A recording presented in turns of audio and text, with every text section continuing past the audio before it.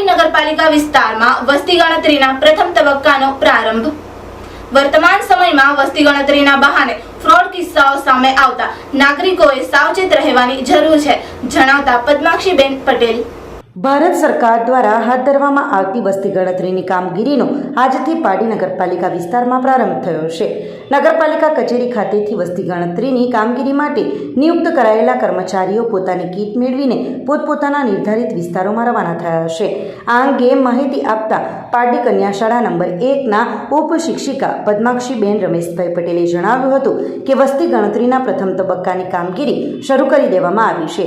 આ પ્રક્રિયા દરમિયાન કર્મચારીઓ ઘરે ઘરે જઈને મુખ્યત્વે ભૌતિક સુવિધાઓ અને ઘર ગણતરીને લગતા કુલ 34 જેટલા પ્રશ્નોની વિગતો એકત્રિત કરશે।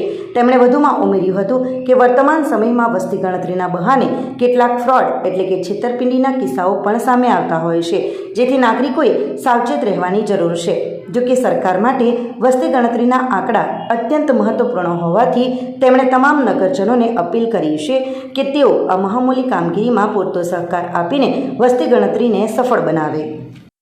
ભારતની વસ્તી ગણતરી 2027 શરૂ થઈ રહી છે આજથી, અને નગરપાલિકા મુકામેથી અમે અમારી કીટ લઈને પોતપોતાના વિસ્તારમાં જઈ રહ્યા છીએ, અને ત્યાંથી વસ્તી ગણતરીનું પહેલા તબક્કાનું જે કાર્ય છે તે શરૂ થઈ રહ્યું છે, જેની અંદર અમે ઘરે ઘરે જઈને જે 34 સવાલો છે એ સવાલોની પૂર્તિ કરવાના છે, અને મોટે ભાગે ભૌતિક સુવિધાઓ છે એના અનુસંધાનમાં આ ગણતરી અને ઘર ગણના સંખ્યા આ કાર્ય હાથ ધરાઈ રહ્યું છે।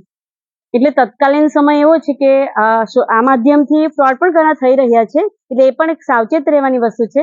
છતાંય સરકારશ્રી માટે વસ્તીની ગણતરી ખૂબ જ આવશ્યક છે, માટે દરેક નગરજનોને વિનંતી છે કે આપ આ મહામૂલું કાર્યમાં સહકાર આપીને વસ્તી ગણતરીનું કાર્ય પૂર્ણ કરાવશો।